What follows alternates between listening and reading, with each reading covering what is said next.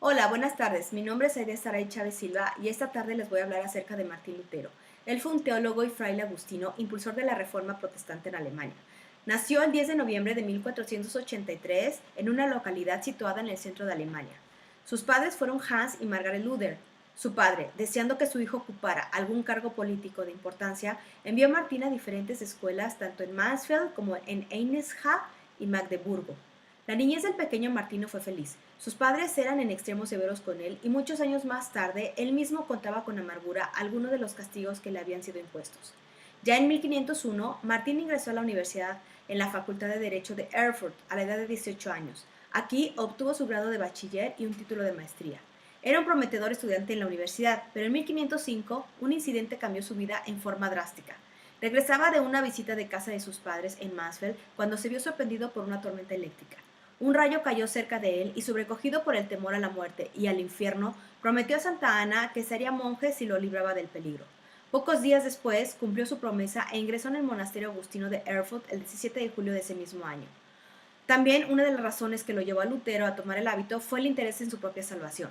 El joven Lutero se dedicó por completo a la vida del monasterio, empeñándose en realizar buenas obras con el fin de complacer a Dios y servir a otros mediante la oración por sus almas. Su vida se complicó cuando se atormentaba con sus pensamientos de pecador e intensificó el ayuno, las flagelaciones, las largas horas en oración y la confesión constante. Sentía que en cuanto más intentaba agradar a Dios, más se daba cuenta de sus pecados. Según él mismo cuenta, su primera misa fue una experiencia sobrecogedora, pues el terror de Dios se apoderó de él al pensar que estaba ofreciendo nada menos que a Jesucristo. Continuamente sentía que todo lo que estaba haciendo en pro de su propia salvación era insuficiente. Dios le parecía ser un juez severo, como antes lo habían sido sus padres y sus maestros, y que en el juicio le pedirían cuentas de todas sus acciones y lo hallarían pecador. El superior de Lutero, Johann von Staupitz, concluyó que el joven necesitaba más trabajo para distraerse de su excesiva reflexión y ordenó al monje que comenzara una carrera académica. En 1508 comenzó a enseñar teología en la Universidad de Wittenberg. Lutero recibió su grado de bachiller en estudios bíblicos el 9 de marzo de 1508. Durante esa época estudió el griego y el hebreo para profundizar en el significado y los matices de las palabras utilizadas en las escrituras, conocimientos que luego emplearía para la traducción de la Biblia al alemán. El 21 de octubre de 1512 fue recibido en el Senado de la Facultad de Teología, dándole el título de doctor en Biblia. Durante sus estudios se vio obligado a preparar conferencias sobre la Biblia y encontró en ellos una posible respuesta a sus angustias espirituales. En ellos era que Cristo, quien tenía angustias, eran semejantes a las que él pasaba. Y en 1515, cuando Lutero empezó a dar conferencias sobre la epístola a los romanos, él mismo dijo después que fue en el primer capítulo de esa epístola donde encontró la respuesta a sus dificultades. Abrió la Biblia y en el primer capítulo de Romanos leyó ahí que el justo por la fe vivirá. Empezó a comprender que la salvación es un regalo exclusivamente de Dios, dado por la gracia a través de Cristo y recibido solamente por la fe. La justicia de Dios es del quien vive por la fe, no porque sea en sí mismo justo o porque cumpla las exigencias de la justicia divina, sino porque Dios le da este don. La justificación por la fe no quiere decir que la fe sea una obra más útil que las obras buenas y que Dios nos pague esa obra. Quiere decir que tanto la fe como la justificación del pecador son obra de Dios, un don gratuito. Lutero profundizó sus conocimientos de la Biblia, lo que le hizo descubrir que la iglesia de su tiempo poseía varios defectos.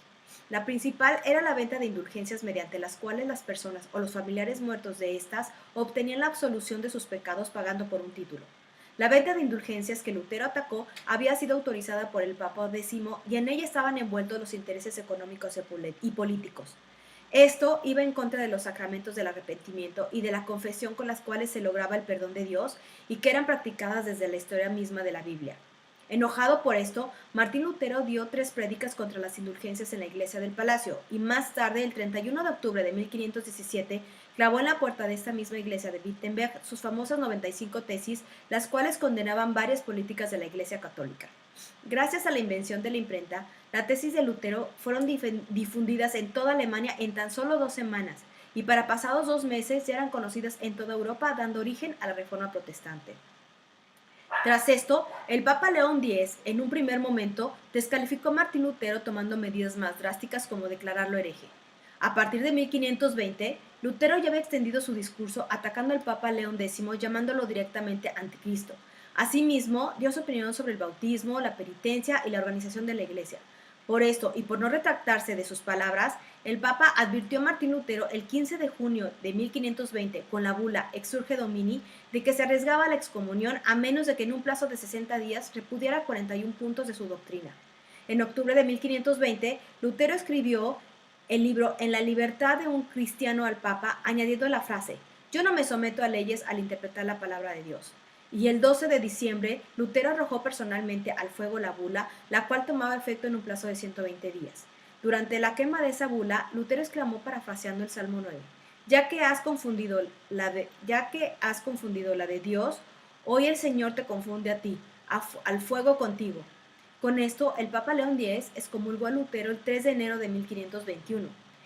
Ese mismo año se llevó a cabo la Dieta Imperial de Worms, en la que Lutero fue llamado a reafirmar o a renunciar su apoyo sobre lo que había escrito. Un asistente del arzobispo de Treveris presentó a Lutero una mesa llena de copias de sus escritos y le preguntó a Lutero si los libros eran suyos y si todavía creía en lo que esas obras enseñaban. Lutero pidió un tiempo para pensar su respuesta y al día siguiente confesó que no se retractaba de nada. Ante esto, el emperador Carlos V prohibió las obras de Lutero y declaró a este como hereje y prófugo.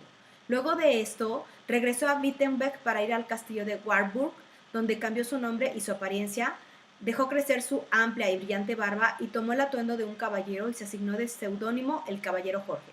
Aquí continuó sus trabajos y comenzó la traducción del Nuevo Testamento al alemán y otros escritos en contra del arzobispo Albrecht, a quien obligó a desistir de reiniciar la venta de indulgencias.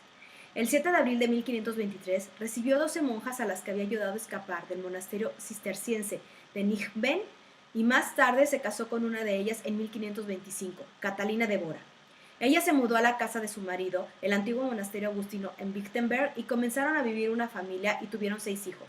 Para esta misma fecha, la clase trabajadora se rebeló contra la nobleza usando como guía los textos de Lutero. Estos fueron finalmente masacrados por las fuerzas de Felipe I de Hesse.